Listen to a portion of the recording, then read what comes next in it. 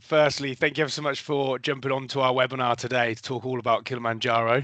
My name's Jack, and I'm one of the co-founders of the business, and I've been guiding on Kilimanjaro for quite some time now, as well as lots of other expeditions. My goal today is to give you a really good understanding of what it takes to climb Kilimanjaro, and hopefully answer any thoughts or questions that you have in your head.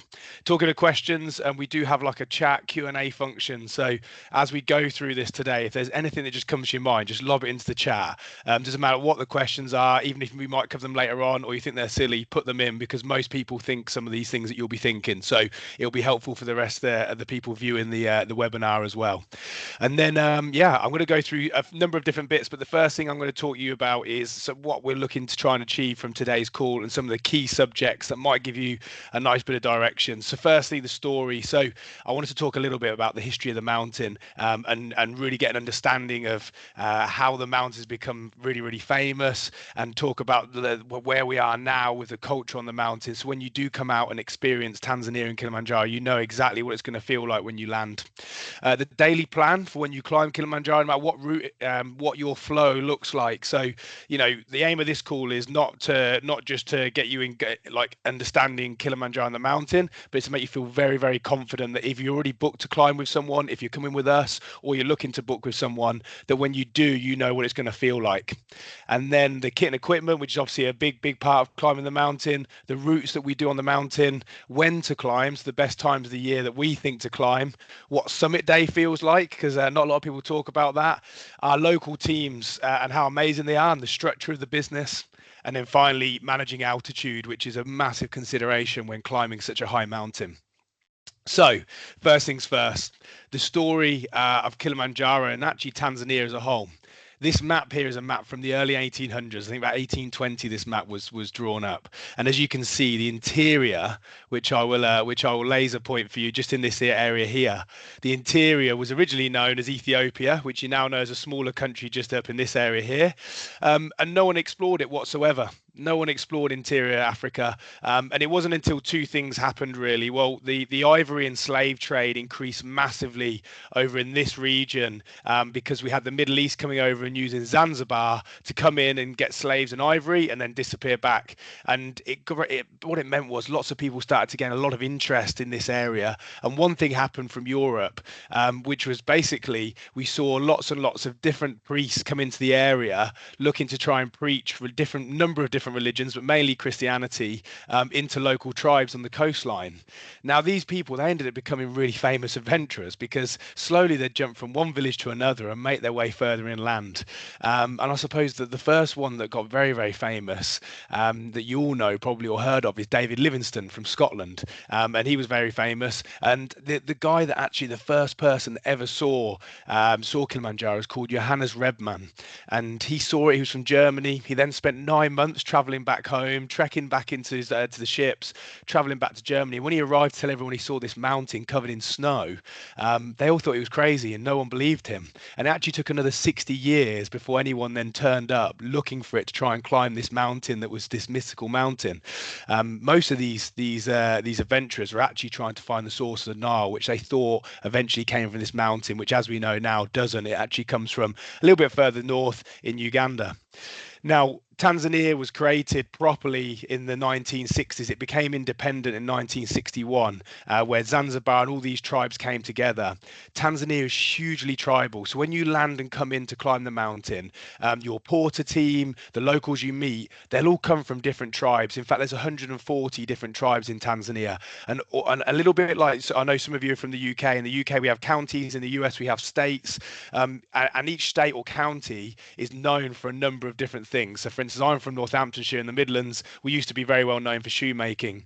It's the same with these tribes, but it's still very strong now. So you've got very famous tribes like the Maasai that you'll see on the side of the roads with their cows. They are very famous for looking after livestock. That was their belief. And up until 1960, their belief was if they ever saw anyone else looking after cows that weren't Maasai, they were trying to kill them and take their cows, because their belief was only the Maasai could look after cows.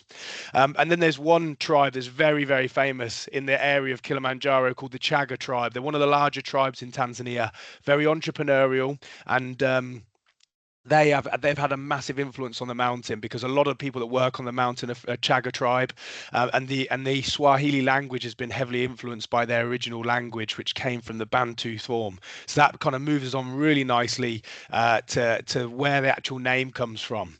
Now, this is the Shira Plateau. Believe it or not, here, where this is some of our team walking last year, is actually 3,600 meters high. So they're already incredibly high. In fact, three times higher, or three and a half times higher than the highest mountain in England.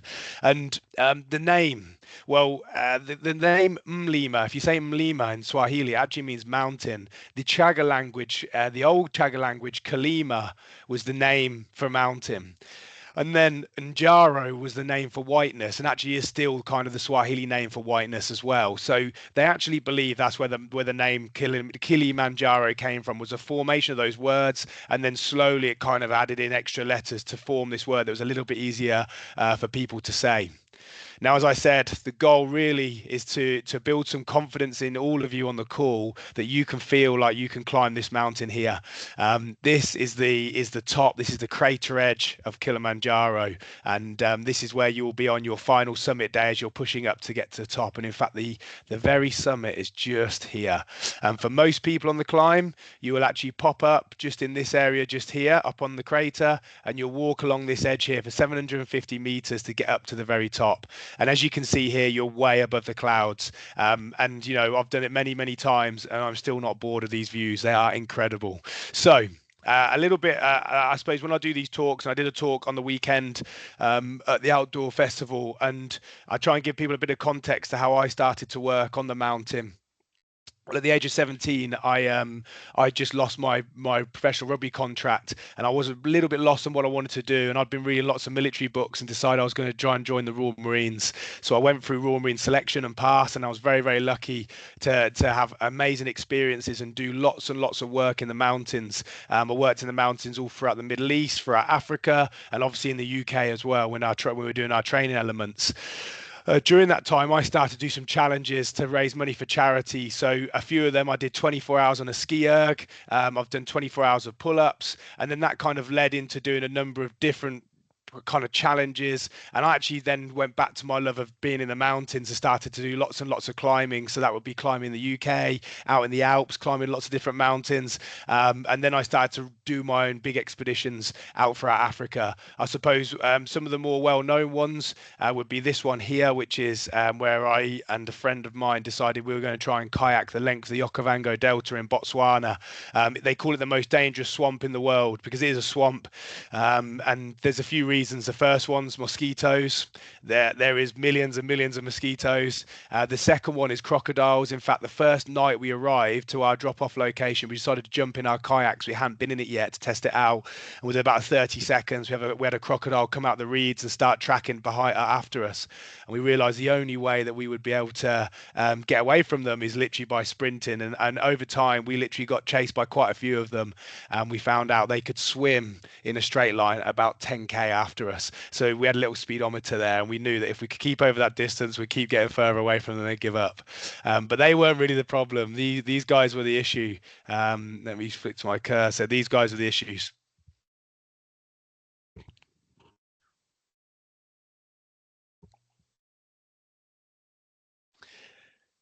Hippos. They are incredibly dangerous and very territorial, and we spent most of our time attempting to try and get around these hippos because the river was their safe space. So every time we entered their safe space, we had to try and dodge around them as quick as possible. It was actually easier for us than it was for this support boat, and this support boat had like a journalist in. It also had a videographer in, as you can see, and someone also driving the boat. They were basically capturing the story and writing some articles about it for afterwards. Well, at one point, this actually happened to the team here, so you can get an idea of how powerful hippos are. They're with hippos, they can stay under the water for about 7 minutes. So when you're going along, you actually sometimes can't see them as you're approaching. So a lot of the time, what you had to look for was any kind of air bubbles coming up onto the surface. And the guys were quite far ahead of us, waiting for us to catch up, and didn't see anything coming. And the hippo headbutted the bottom of the boat. But very luckily for them, they didn't fall into the water. If you take one thing away from today, if you find yourself in the water with hippos, do not swim on the surface because that's the only place they can see. They can't see underwater. So just hold your breath and swim underwater as far as you can to get away from them. And then obviously Kilimanjaro being located in Africa, I then got the opportunity to start working on the mountain, and leading expeditions. And basically fell in love with Tanzania and East Africa in general. I then started to learn Swahili, having lessons online, and then obviously practicing the language, and now I can speak the language. The main reason I started to learn it was because you'll see when you come out, there's a very, very dominant 50-50 split of people that can speak English because they've had some form of higher education, and the other 50% that can't speak a word of English. So I didn't feel very fair when we came into the country working to be working and leading porters and other guides without being able to speak their language. So yeah, this is a shot from our team. This is us actually 2.5 weeks ago up on the summit here, with some of our clients that summited, and you can see here, this is us walking along that crater edge that you just saw the drone footage from, and you can see that we timed it pretty perfectly with the sunrise, and there was quite a bit of snow and ice on top as well, which was fantastic for the views. So, as I said, I want you guys to feel very confident about this mountain. And then, as the webinar was called, why is it the perfect mountain to be your first one to climb a big, high, out mountain? Well, I think the first thing is, technically, you don't need any massive technical skills. I remember the first time I wanted to try and climb a big mountain in the Alps, and I realized straight away I needed to develop lots of technical skills of ropes, dealing with crampons, dealing with different climbing techniques. Well, with Kilimanjaro, you have the abilities you saw there to be able to trek to the very top. So it opens the doors for lots of people that don't have lots of time to practice these skills to be able to go and test out and climb a high mountain. That's probably my first one. The second one for me, or the best, one of the good reasons it's the first one I recommend, is because of the culture, what you'll experience out there. It is so different to westernized worlds, and I absolutely love being out in the region. The people are amazing. On the mountain, the culture is amazing. The energy is amazing. And every time I come home, I just miss being out there. So they're my main two reasons I think that you should definitely consider it as your first mountain to climb. Now, the first thing I want us to do is actually talk through do the daily plan to give you a bit of structure, what it feels like to come and climb the mountain. So I'm going to talk through day to day. I'm going to skip through some of the mountain sections, but then we're going to go into a bit more depth with routes and things with that, so you can get a nice context of what you should be choosing. So when you arrive at Kilimanjaro Airport, and this is the airport you'll come into to climb the mountain, those of you that fly usually from the US or UK, what you do find is that you'll go either via Doha or one of the African airports like Addis Ababa in Ethiopia, or from Nairobi, Kenya, and then transfer and come into Kilimanjaro Airport. When you come in, you have to have a visa, but you can just get a visa on arrival. So you can either pre-book one. For UK, it's $50, and sorry, for the US clients, it's $100. No, I have no idea why, but you have to pay a little bit extra. But you can just arrive on the door and get it. But I do say to people, it's much better to order online, and we give people links when they come with us and to help them do the whole process of applying for it, because it's just another thing that you haven't got to worry about before you come. It's going to be a nerve-wracking experience to come out and climb the mountain, so if we can remove as many aspects of the trip as possible to make you relaxed, I would definitely recommend that. And then usually, I'm going to talk you through experience with us, but it would be myself or whoever's going to be guiding you, but it's usually myself in Kilimanjaro. I'll be at the exit of the airport waiting for you when you come out. Say hello, we'll jump in a vehicle and drive back into Moshi. And Moshi is the town at the bottom of the mountain. It's called Moshi because the direct translation is smoke in Swahili. Obviously, we don't forget that Kilimanjaro is a volcano. Although it's dormant, there is about 150 meters below the crater. There's still lava. So, yeah, at the hotel, there's a vast array of different hotels for you to choose from. Often it depends on the price that you pay for the trip that affects the hotel quality. We stay in a number of different hotels, but the main one we partner with is one called the Marangu Hotel in Moshi. It's ever so nice. This just here is actually a rooftop restaurant at the hotel where we do our briefing, have dinner, and it overlooks the mountain. So it's a really nice way to experience your first day. So you do your briefing, and I highly recommend for all of you coming out to do Kilimanjaro that you don't arrive late in the day, because the following day you're going to be onto the mountain, and it can be quite a whirlwind of like what's going on, cultural shock, trying to quickly check your kit, and then the next morning you're off on the mountain. So I always try and say arrive in the morning. If flights don't work out or timings and things, then you can always arrive a day before, 2 days before. I'll always be there to pick you up if whatever time you arrive.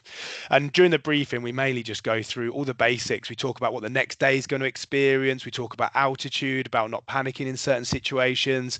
And then, yeah, it's just basically building a little bit of excitement and making sure none of you got any last minute questions or issues or kit missing before we head up onto the mountain. Now, the next day, you would then go up onto your climb. A majority of the routes start in a rainforest. You'll drive to your gate where you start. Myself and the team would then go and do the check-in process.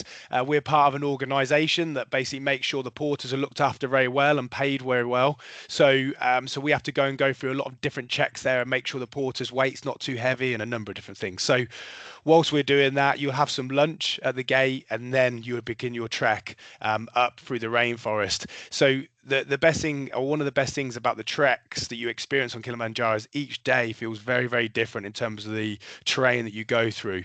The first day, you've got this rainforest where you actually have an opportunity to see some wildlife. There is 2 monkey species. If there's any bonus points, if you can put into the chat, if any of you do know the name of these monkeys. But yeah, I don't think I've not seen these monkeys. I think every time I've been up on the mountain, I've seen both of these species of monkeys. The one on the left here is called a blue monkey, which is a little bit more common in terms of you can see them lots of different places throughout Africa. But the one on the right is called the colobus monkey, which is a lot rarer. They've got a very weird call. It's like a barking noise, and it's been developed so they can actually communicate really far away in the jungle. So that's why a lot of animals in the jungle and rainforest have these weird noises they create. It's all to do with how far they can send the noise that they create. And the colobus monkey, like I said, is a high altitude monkey, so it's very rare to see these. You don't see them on safaris. You're only going to see them in mountainous regions like throughout Uganda and here in Tanzania as well. And they're fantastic monkeys to see. They're missing their thumb, which is where their name comes from, because colobus means missing your thumb in Greek. And then they've got this really long white tail, so they're actually quite easy to spot as you trek through the rainforest. Now, I suppose a big important part of understanding climbing Kilimanjaro is what the situation looks like with camping. And what will happen is the team that you climb with, so we have like a very, very high porter to climber ratio. There's a number of reasons why. So when we started climbing, when I started work on the mountain, it was very apparent to us that there is some lots of details and things that we can try and adjust and make better in order to improve the chance of you summiting. And in turn, what it means is making the climb a little bit more luxurious.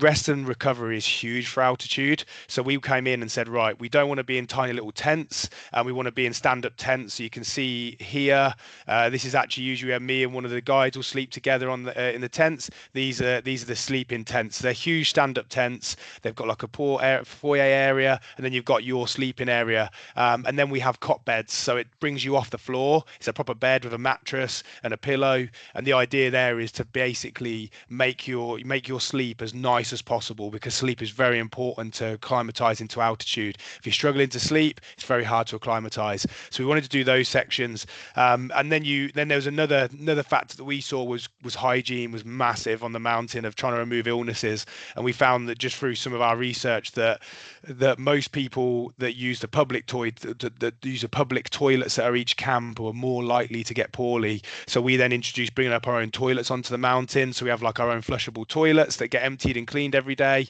and then we also bring a shower up with us as well, usually a number of them if we've got a larger group, and that's a hot water shower. So it gives you a chance to wash on any day you want. We check when we arrive at camp, and then you've got our mess tent just here, which is where everyone has dinner. Now, the logistics for this is what happens with our team is that, and it happens for all the other climbs as well, depending on what your camping situation is, the team will fire ahead and set up the camp. So when you arrive at each camp, your camp will be set up and ready for you. You'll then just basically want to rest, and then there's chefs. You have chefs in the team, so we have our chefs in our team that will then be preparing either lunch, dinner, breakfast for you every single time, and have that all prepared in the mess tent for you. And then usually myself or one of the team will pop round and let you know when each meal's ready for you to come and have. So it is a very, very luxurious situation on the mountain. You just have to concentrate on doing your trek. Everything else is covered. Other little details that we brought in were like runners. So we have a runner that leaves usually 12 to 24 hours before us on each day, and they will actually go and claim a nice space at each campsite, mainly because we do have a bigger footprint with more gear, and our porter number to climber number is 5 to 1 usually. So for one climber, we'll have at least 5 members of the team. Now, well, I'm going to talk about the local teams in a minute because they're so important and they're so essential. And actually, something that we're incredibly passionate about building our business is to be able to bring them more work, so they can get a better livelihood. And I'll delve into that later on.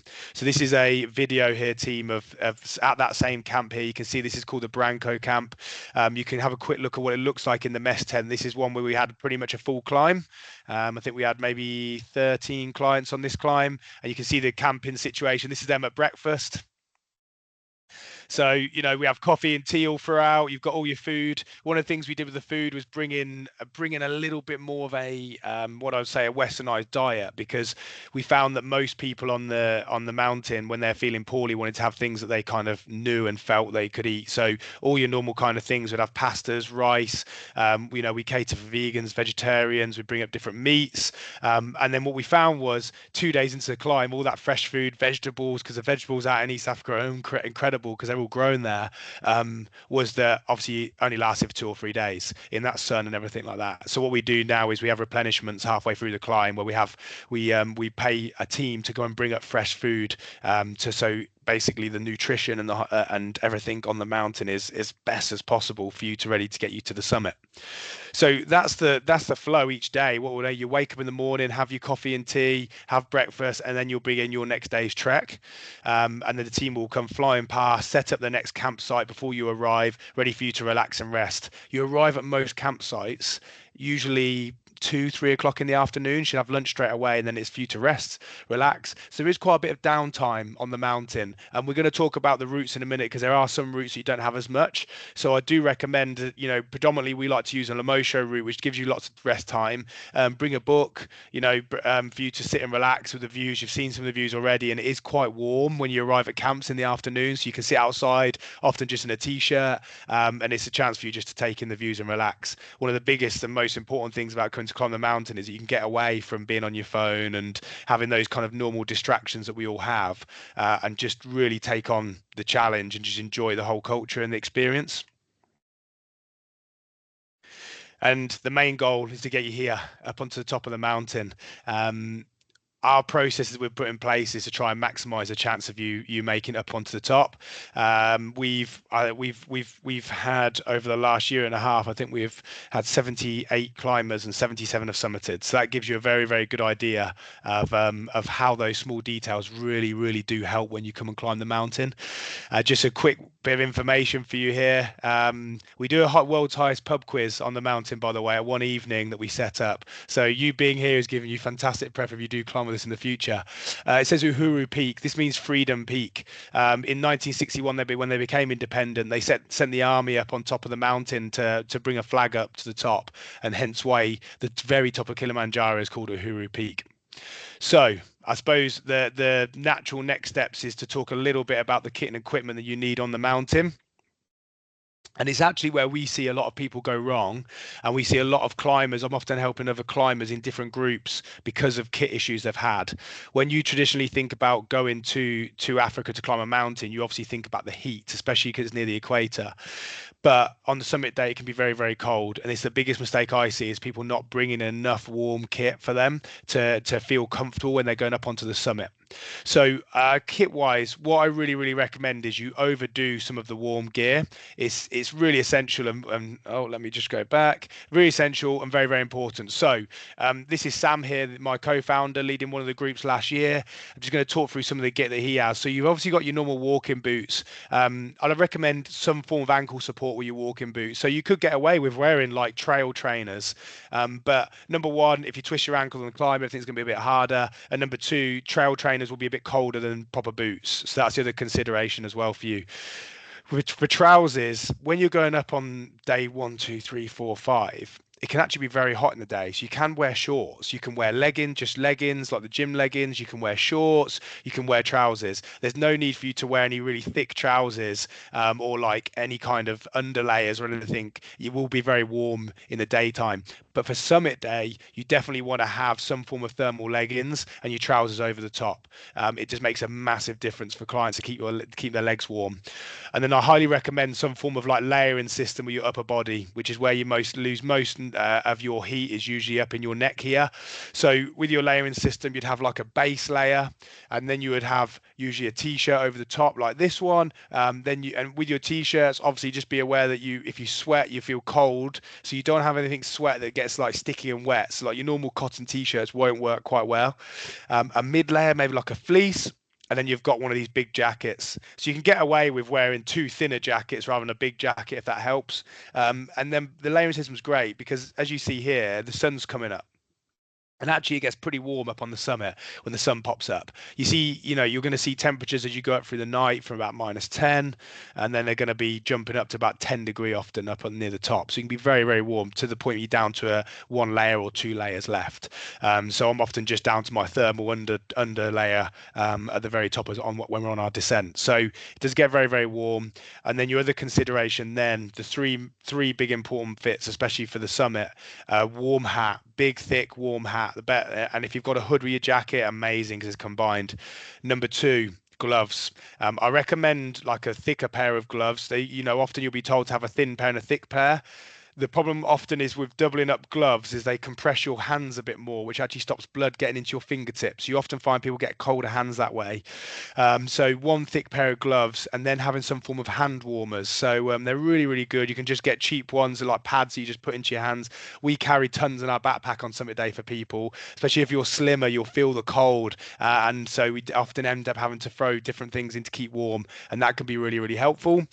And then you've got sunglasses. So up on the top, when you've got ice, up on the top, obviously UV rays are a lot stronger up on the mountain. So sunglasses are really, really important. So that's another factor for you to consider. Now, there's other little bits of kit you can use for Summit Day to make it more comfortable. So you've got things like a buff, something to cover your neck that you can put over your face if it's a bit dusty. You can see the trail is quite dusty. So if there's any kind of wind, it will kick up a bit of dust, which a buff can really be helpful for that. And then, have I missed any other little bits of extra bits? No, I think they're the main things. Now, you can see, for instance, Sam's got his water bottle connected out to the front of him. It can get very cold on summit nights. Your water can freeze. So we kind of say, look, make sure your water bottle is upside down because it will freeze from the top, which means you can still pull it over and carry on drinking it. And if you use a camelback or some kind of bladder that you like to have with a tube, is that number one, you will have one of those insulated tubes that you can just buy to attach to it, or that you actually have a drink and blow the water back into the bladder so it doesn't freeze the tube. If you forget, it will freeze quite quickly on that summit day. But I've obviously gone through lots of the cold thing there. If you have the right gear, it feels very, very comfortable. If you don't really feel the cold at all because you'll be walking, your heart rate will be high anyway, you feel the blood pumping, you do stay warm as long as you have that right gear. And we carry lots of spare gear with us in order to give to you guys if you feel it as we're going up towards the summit. Now, the rest of the time, in terms of climbing the mountain day to day, you won't need all this kind of warm gear. You might put your warm jacket on in the evening. You probably saw in the mess tent there, we actually have a heater that sits in the mess tent to warm it up. It's like gas heater to make it nice and comfortable, warm for you. And yeah, that is one of all the main bits of kit. If you're going to want to do safaris afterwards, just loose fitting clothes. Definitely don't wear red on safaris. Animals view red as dangerous, so if they see that sticking out of a safari vehicle, they might want to go running a little bit further away. But yeah, for the day-to-day on the mountain, you don't need to have lots of complex gear. Just nice, comfortable clothes that you enjoy wearing. It'll be essential. So yes, there are main bits to cover with kit and equipment, and there'll be a chance for a bit of a Q&A as well. So if you have any of these thoughts about kit and equipment, you can fire them in as well. So the routes on the mountain, there's obviously a lot of different routes, and this is one of our maps we created so you can get an idea. I'm going to whiz through each route, and I'm going to talk about good reasons, bad reasons why to climb them. So let's start here on the right hand side, the Marangu route. The Marangu route is a route that leaves off from the east side of the mountain, and it's the only route on the mountain that you will incur proper huts throughout the whole climb. So you will be sleeping inside huts. Now, if you choose to climb with an outfitter that does the Marangu route, then you want to check about the different kinds of huts, because there's a luxury one that is like a private hut, and then there's the communal one where everyone will be sleeping all in together. There's no showers and things, whereas in the communal there is in the luxury one there is a shower. So I would say the Marangu route is extremely good if you're very worried about camping. It is not so good for altitude profile. So the summit success is very small, and usually the Marangu route gets offered in 5 or in 6 days. And I highly recommend you never do the 5 day option because the summit success is incredibly low. So always go for the 6 day option if you get the chance from Marangu. You won't have as much of a rainforest section to trek through here, so the likelihood of seeing some wildlife is a little bit lower. The summit day is a slightly different route to the other routes that we do, and I would say is probably 5% more difficult than the other options for the summit day. It's a little bit longer, and maybe a little bit harder as well, but it's very similar. It's here nor here nor there. Then you've got the Rongai route moving up from the north up towards Kenya. The Kenyan border runs along the side of the mountain. The Rongai route is a very good route. Again, a little bit aggressive with some sections of altitude. And when I say aggressive, what we look for is how quickly you go from one height to another per day. That's our main thing we're considering when we look at altitude. And there's a bit of a rule that we say that anything over 3,000 meters, you never really want to be climbing more than 500 meters a day. If you're climbing more than 500 meters a day, it's quite an aggressive climb each time to be going up towards the summit. So the Rongai is definitely a quieter route though. So if you wish to climb a very quiet route, the Rongai is probably the best one to do. But you obviously got the caveat of the altitude profile is not so good. And then, and I suppose on this northern side, there is a chance to see some wildlife. So if any of you climb these northern routes here, like these, the Shira and Lemosho, Rongai, there's a chance of seeing some wildlife. This Mweka route is actually the exit route for most of the routes. So that's not, no one really climbs that route. If you see anyone offering the Mweka route to climb it, never do it because it's designed to get you off the mountain quick. So it's a very steep, fast downhill track to get down. So climbing it is pretty brutal. So I'd definitely recommend not doing that. The Umbe route is a very quiet route now, so it doesn't really get offered so much. We actually use this route and this route to replenish the food during our climb. So that's mainly what it gets used for. And then you've got these two routes, Lemosho and Machame. They're two the other main routes. The Machame, I would say, is the busiest route on the mountain. It's the most popular in terms of people booking in to do it. And you tend to climb the Machame over 5, 6, or 7 days. Again, if you can, anytime on the mountain, if you can push it further right and do 6, 7 days, I'd highly recommend it. The good things with the Machame, those of you that are very worried about time off work, the Machame can be good because obviously you remove a day or two off the climb. But obviously remember, by doing that, you are decreasing your chance of summiting. So it's something to definitely consider when you're going out to spend the money to come and go and climb there. And I would say actually after day one, you get up to Shira Camp 2 here. So you go up. This first day is quite a cheeky day of climbing to get up to the first camp, the Machame camp. So because of that, I always try and move away from using the Machame too much, just because that first day is cheeky, and it can often mess with your mindset a little bit. You don't want it to be too difficult straight from the off because it will start to mess your head thinking, all the thoughts that all of us will go through our head as we're climbing the mountain. So you've probably seen already because you've booked onto this webinar that the main route we offer is Lemosho. We do the other routes and often it's due for request, or we'll deliver them for some of the large IT companies that offer these trips. We'll deliver them in the background for them. But the Lemosho route is probably our bread and butter. It's our favorite. It's got the highest success rate out of these routes you see here on the map, and I think it's one of the best ones for the terrain and views. So the video you saw on the drone of the Shira Plateau is here. So the guys are walking along here and looking up the mountain just here. The Lemosho route, you start off and walk up into through the rainforest to your first camp, and then you're up onto a plateau, and then you head along. So like I said, the Lemosho route, the good things are the altitude process of going up on the mountain is fantastic. It has 2 days where you do something called climb high, sleep low. So you end up climbing higher and then climbing back down and sleeping lower down than you were at that day. And it's a very effective way of acclimatizing very quickly. So I highly recommend that for that reason. The Mosho route, if if you're tactical, you can actually, even during the hectic times, the busier times in the summer, you can avoid some of the crowds, and that's by going off track slightly. We do that and actually go and summit a different mountain, believe it or not, which is just over here, which is the edge of the crater. And the reason we do that is it's only a little bit higher than the camp, so it's a chance for us to get away from the crowds, go higher, another sleep high, climb high, sleep low day. And yeah, the Lemosho route, as you know, is one of our preferred options, where you then handrail around the edge of the mountain and go up for the summit this way before descending back off. So I think they're the downside to losing the Lemosho is definitely the fact that you have 8 days on the mountain, or 7.5 days on the mountain, rather than say 5, 6, or 7. But obviously, as I've said there, the main reason we do that is because of the altitude and climbing. Yeah, and then I suppose the next question then is when to climb the mountain. I highly recommend you do stay away from the rainy season. So unlike us, or I say unlike us, but unlike the US, unlike ourselves up in the Northern Hemisphere, where we have our seasons, they have seasons, but they're different. There's a dry and a wet season, and they run through 2 cycles of that every year. So they have a long dry season, a short dry season, and they have the same with the wet season.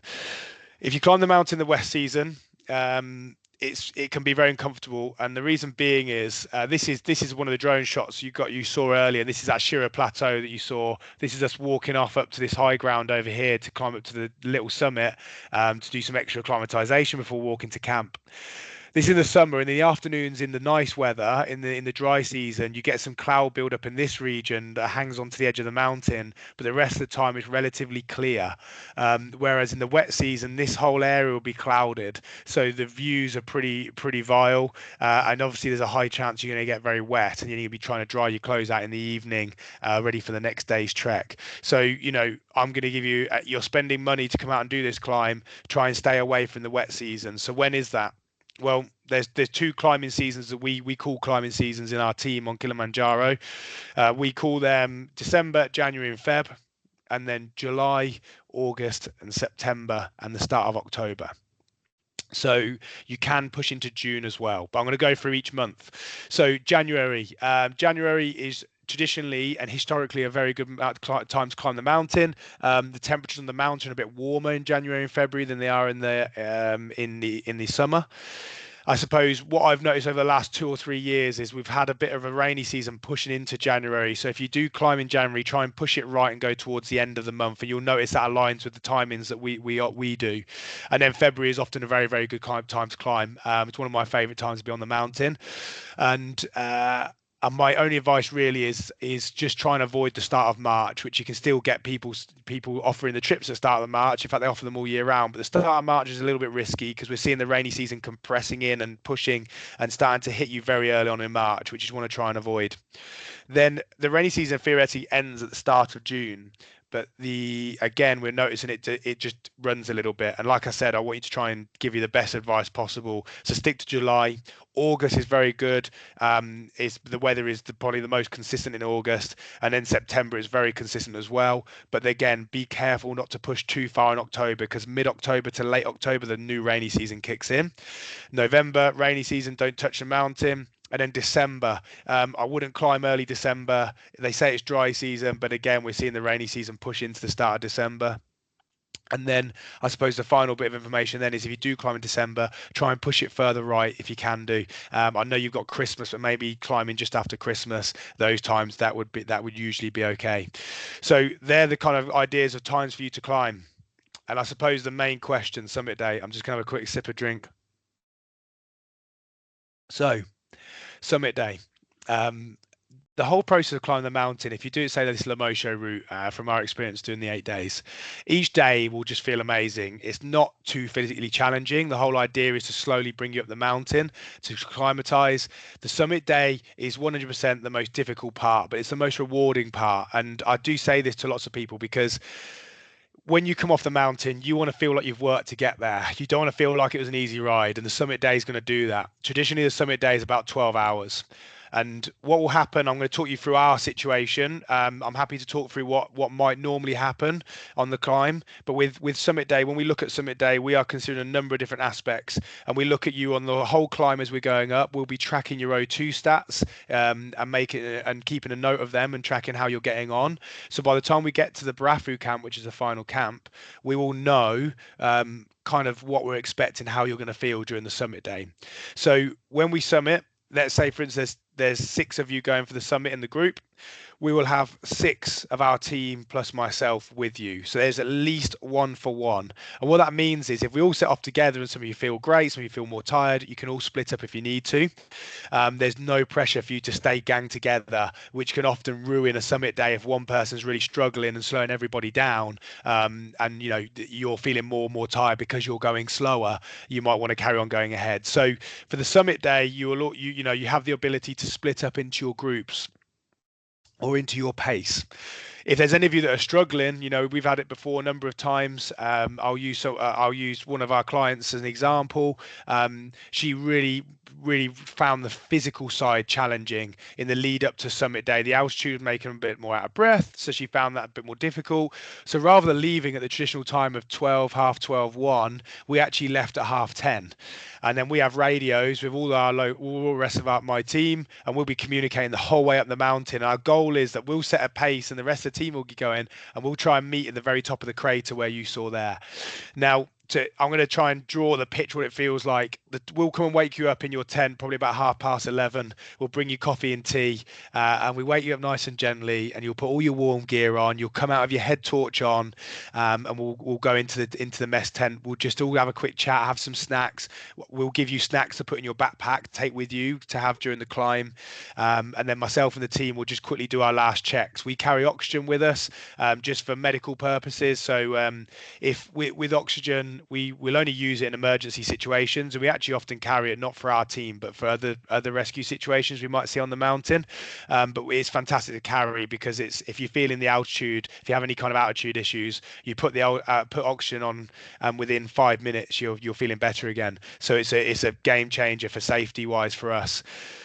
We'll do our final checks in our kit, and then we'll get in a quick huddle as a team, have a few words together, and then we'll slowly make our way up. We'll often have a little mini speaker with us to play some music for you guys as you start to feel tired through the night. And it is a very slow, methodical process going up onto in the night. It's difficult going from midnight to about 4 a.m., but about 5 a.m. in the morning the sun will start to pop up.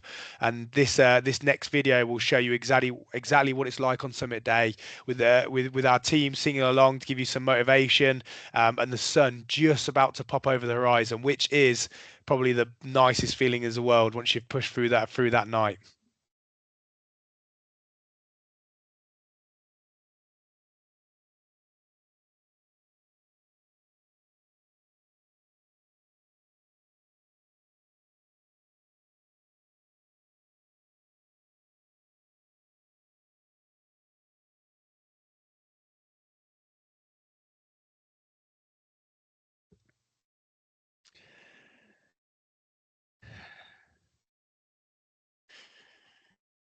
Amazing. And you saw there on the video, you probably saw in the back there, the sun just popping above the horizon. It is the most amazing feeling. It gives you that second energy boost because you suddenly get to see these views you've worked so hard to see, and it just gives you a load of energy. If you're feeling tired, it gives you a kick. We actually carry up ginger tea and often some energy drinks with us in our bags for you. The ginger tea is great because it's a warm drink. It gives you a nice kick, and it's good for altitude as well. So we carry that to help you out. But when that sun pops up, it really does help a lot. And obviously this bit here is just before we reach the crater. This was a video that I captured literally 2.5 weeks ago. And then this next video is Rich, who's one of our clients that climbed at the start of February, and this is a video I got of him just getting up to the top of the crater. So when you get here, you know you've made it, and you can see the summit 700 meters away, and it is a very emotional moment. I don't know many people that don't feel extremely emotional when they hit this point because they've gone through the night. You got these views. Rich's story is really lovely as well because his dad had recently passed away a few months ago, and his dad actually climbed the mountain back in 1969. So his immediate thing was, I want to climb in honor of my dad, and this is him just reaching the summit crater.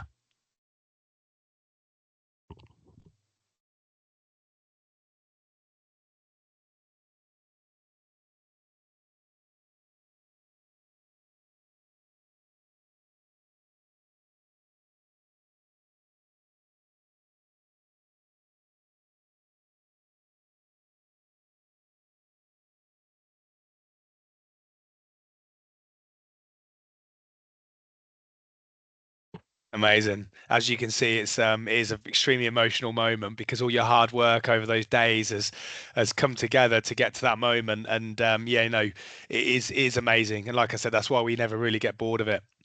What happens is once you get up and hit the summit, we'll then descend back down. You descend a slightly different way. It's a bit easier and a bit quicker. There's a bit of loose rock, so it makes it nice. It's less heavy on your knees when you descend. And then, because we've got the one for one process, if some of you are feeling great and want to really go fast down, you can fly down with some of our team who will lead you down. All of our team that come up on the mountain on the summit day with us will have summited more than 10 times. So it's a lot of experience across the group when we're going up, and we'll have radios to communicate together as we're doing everything.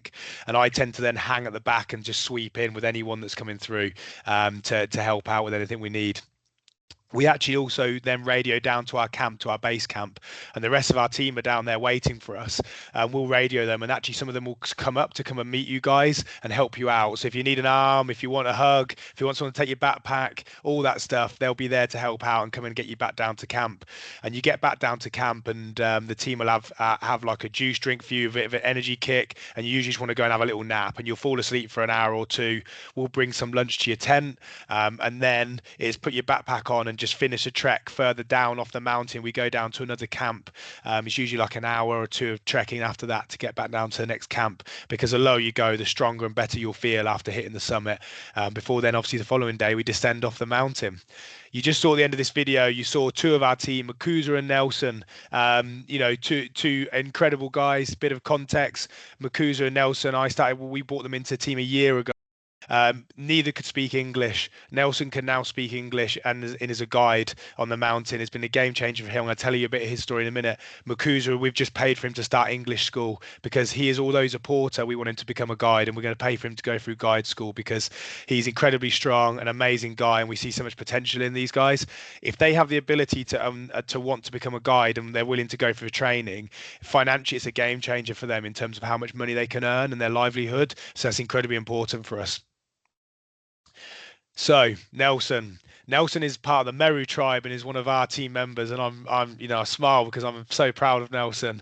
Me and him share Duolingo on the Duolingo family together, so he's learning English whilst I practice my Swahili as well. And it's been really incredible for the last year and a half with setting up Legend and be able to offer him a proper career. And like I said earlier, it's our motivator for building the business is to give these guys more opportunity. Nelson would normally or historically climb the mountain, ran sporadically as like self-employed, and not have many opportunities to get up onto the mountain. And so actually what he does is in between climbs is he works as basically a taxi driver, but on a motorbike, which you'll see when you come into Tanzania. Economically, they operate very differently to Western countries in the sense of there isn't as many job role opportunities, a steady 9 to 5 jobs. So most people are entrepreneurial. So like Nelson, he has a motorbike, and a lot of people do this, and they're basically Ubers. So people text when they need a lift, and he'll whiz around, go and collect you and drive you somewhere on his motorbike. The average wage in Tanzania is about, I would say, about $4 a day. You'll probably hear stats that are higher, but when you're not in the cities, it's $4 a day, and that's if you're earning any money. A lot of people will be unemployed and not earning any money at all. For Nelson, on a good day when he's doing his taxi driving, it's usually be earning $2 to $3 a day. So, which is about 20,000 shillings. So that gives you a bit of a context and idea of how much he would be earning. So with Nelson as a guide, over the last year he's been learning English, and the local team that we have, the opportunity for them to work on the mountain is huge. And this is some more of our team here. We've got Sam. I'm going to put my cursor back on. We've got Sam just here, Pascali, Johnson. We've got Nelson, Andrew, and then we've got Fathilia here as well. So these are all some of our team that work on the mountain. We've say, for instance, this is actually some of Nelson's family, and they were captured this a few weeks ago. Went on to go and have dinner with them. They live in really, really humble setting. They're really, really happy with the way they live. And Nelson's situation here, he was renting a property, sharing with another family and his mother. And actually, through his ability to now be work on the mountain more, it's actually enabled him to buy a small patch of land, which in the summer he's going to start building a house on for his family. And this is Selena, Faith, and Grace, his family, that will enable him to be able to work. So what I'm trying to get context here for you is by you actually coming out and climbing the mountain, whoever you climb with, you're going to be having a massive influence on their lives of opportunity. So there's a really good ethical give back, and that is a huge, huge part of climbing the mountain. I'm really, really pleased to say as well, at the end of the summer this year, we're going to become the highest paying wage paying company on the mountain for all of our team, which is going to be, which is very, very exciting for us, and was one of our main goals when we set up the business, was to do these things. And obviously, it take a bit of time to build to be able to do. When you come off the mountain, it's quite a weird situation because you've had this amazing experience and then you kind of say goodbye and go at the gate. Usually get your certificate and head off. So what we do now is we book a restaurant at the bottom of the mountain, and we have a meal all together. And it's a big, big chance for all of you to say goodbye together. We get some team pictures, we do a few announcements. I'll say thank you to the team and kind of just make sure you understand all their roles and introduce some of the people again, because often it can be a big old team. And then after we've said goodbye and had a bit of a sing song together, we then head back to your hotel, ready for you to have a nice shower, have a fresh meal, and just relax, and enjoy a swimming pool. This is talking a sing song. This is some of our team here during one of the climbs. We just recently they've actually banned singing on the mountain, which I'm hoping will change again because these rules change all the time. Apparently, it was some tourists complained about the singing was keeping them awake in their tents when they're trying to rest in the day. So what we do now is we have a song before we start. We do ones on the mountain we were trekking, and then we do it more uniform like this when we come off the mountain at the end.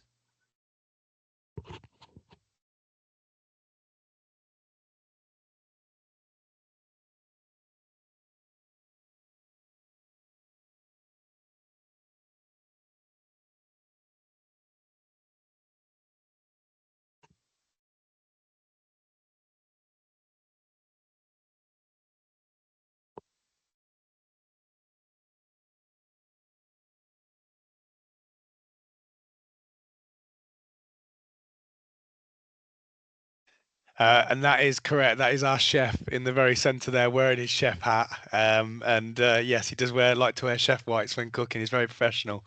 Yeah, you can see there the amount of team members we have. You can see they're also kitted out. Kind of a bit of a shout out to Crag Hoppers, who we partner with, a company in the UK, that we partner with to be able to basically buy cheaper clothing so we can get it all out for the team and make sure they're all kitted out in the right gear. So I suppose the final bit I want to talk about was the altitude. Before then, I go into a bit of a Q&A, answer any questions you might have. So with altitude, it's obviously the biggest thing people consider and worried about on the mountain. The first thing I wanted to say to you is, and it's weird to say this, is not to worry about it because it is very much out of your control. There's a few things you can do, but it's very much out of your control. So the first thing you need to consider is thinking about hydration. Hydration is really, really important because what happens with your body is when you try and acclimatise, actually you end up actually having to go to the toilet more at altitude. It's your body's way of acclimatising because it's trying to get rid of fluid out your body so you don't get any kind of swelling, which happens at altitude. So you have to caveat that with hydration, because if you start to get dehydrated, your body gets very tired, and actually then you get more sick. So it's a kind of an never-ending circle. So the first thing we look at when people feel the altitude a bit is making sure you're drinking lots and lots of water. The second thing is then rest, making sure you're not walking too fast. There's a saying pole pole, which means slowly, slowly, and we say pole pole a lot on the mountain. Walk very slowly. We do not walk fast because we want your resting heart rate and your heart rate to be as low as possible so you're not under any stress. And then when you get to camp, just relaxing, not letting it get on top of you whatsoever.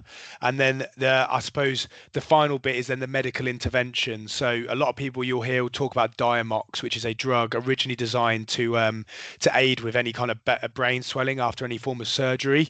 It's now they realized quite a while ago that it was a very, very good drug to help with altitude, and it doesn't get rid of altitude sickness, but it definitely speeds up acclimatization for people. But I have also found that it doesn't affect people at all in terms of some people take it it, and they're just the same as they would be if they hadn't.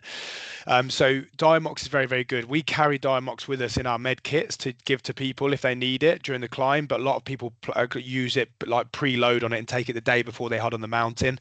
It's completely up to you, and obviously one-on-one in the lead up to your climb, we'll jump on calls one-on-one like this, or if you're local, if I'm in your area, I'll come and meet you for a coffee, and we'll go through and talk about these things for you as an individual to make sure we build the best plan for you before we head on the mountain.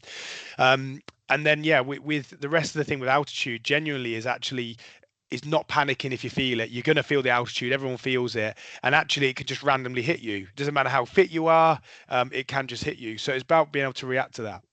To give you some context, we have, with altitude, you might get incredibly out of breath. If you get incredibly out of breath, we're not nervous. We're fine. That's absolutely normal.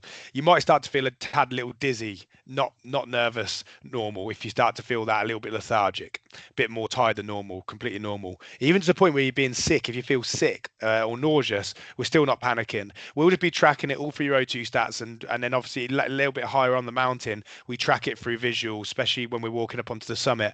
And if any of the more serious traits start to happen, that's where myself and the team will jump in and look after you throughout the whole climb. So I want you to know that actually the safety around the mountain is extremely good. There's basically two ways you can come off the mountain in emergency situations. The first one is helicopter. So with your insurance, if you climb with us, we'll recommend some insurance providers that will make sure they provide the right things for you for us to be able to call a helicopter in for you. And then the second option is genuinely picking you up either on a stretcher, on your shoulders, or in like a wheelbarrow kind of thing, and getting you walking you or running you down off the mountains. Because the lower you get, suddenly you feel very, very good. It fixes everything, having some oxygen again. So that's how it works in terms of the altitude and the safety. But genuinely, don't panic. Let us and the team worry about all of those things. We want you just to go and enjoy every single second on the mountain, because it's the most incredible experience, rather than have to worry about those different small things that happen as we climb. Now, I have covered most of the top tips through those bits, but if you do have any questions, feel free to pop them in the chat now. I'm just going to try and think in my head now about some extra bits of top tips. But I suppose some of the other things that I had written down in my notes were obviously bolt-on things. So anything you wanted to do after the climb. Tanzania is prime for safari. The only reason people don't know so much about Tanzania compared to Kenya is because when they went independent, they became communists. They decided communism was the way. So that naturally meant there wasn't so much tourism than in Kenya that went for capitalism. So because of that, Tanzania was a little bit behind and playing catch up. But Tanzania safaris are probably, I'd say, one of the best in the world for going on wildlife safaris. And the ability to nip out and do a safari after the climb is very, very good. It's a 3-hour drive away to get to the national parks from Kilimanjaro. And we do 1 day, 2 day, 3 day, all the way up to just delivering just specific safaris for clients. We do both. And I literally love delivering the safaris. I'm a safari guide and absolutely love delivering them because Tanzania has this ability to be able to get into national parks and see wildlife very quickly. You have places called the Tarangire National Park, very savannah-esque. Then you have things like the Ngorongoro crater, which is this huge volcano that was bigger than Kilimanjaro that collapsed on itself. And it's this biggest caldera in the world. And you actually drive up on top and drive down into it. And it's got about 20,000 animals in there, mainly mammals. You just see everything in there. It is incredible. So, and then obviously you've got the Serengeti, which is very famous as well. So if you do some form of bolt on, I do highly recommend going and getting on a small safari, no matter what what choices are. And again, we can work with you to offer you any advice on that. If any of you do, by the way, want specific one-on-one advice, you can just book a call with me. There's an option, and I'll email you all tomorrow. But you can literally just book a call with me, and we can chat together at any point you want. And talk one-on-one, even if you've already booked a climb with somebody else or you want to learn more about things. We love doing these talks and kind of educating more people about the mountain. Any other top tips from me? I think we've pretty much covered all of them. I suppose those of you in the US, think about jet lag when you're coming across into Tanzania. It's a bit different for those of you in the UK because the time zone's only 2 or 3 hour difference depending on when you come in the year, whereas obviously the US is a lot bigger. So So if you are coming from the US, probably look at arriving a day before the actual like start date of the trip. Just give you a little bit longer to get over your jet lag as well. Money wise, US dollars is used a lot, but you don't really need a lot of cash anymore because it's becoming so a lot of people, becoming savvy to tourism. So a lot of them got card readers now. Cash is very good for tips though, for giving tips to your local teams on the mountain. And yeah, I think that's pretty much all of it from me. I suppose, if any of you haven't booked a climb yet, I think there's some people that have booked climbs with us already. But if there's some that haven't, or you wanted to know more, then you've got some details there. You can give me a personal shout on Instagram. You can get my email there, but I'll drop you an email tomorrow just to kind of reach back out to you and just see if at any interest. Yeah, and we can help out with anything you have, any questions you have in terms of what we've got now for the rest of the year. We've just come back from our main season, and now we have our summer dates coming up. So we've got 4th to the 13th of August. We've got the 19th to the 28th of August, and then we've just released a new one yesterday just because of demand, which was the 11th to the 20th of September. So you can see there we've got some nice dates covering those summer months, and there's probably a low likelihood that we'll put one in December now, just because like we said, we've seen with the weather, but we'll be kickstarting again, and we've got our 2026 dates as well for anyone interested in them. So yeah, I really appreciate your time. Thank you ever so much for all jumping onto the meeting and wanting to learn more about Kilimanjaro. I do really appreciate it. So thank you ever so much. Like I said, I'll hang around now for the chat, so feel free to write any questions in before we finish. But if not, have a good rest of the evening, and hopefully we'll speak to you all soon. Thank you very much. Cheers.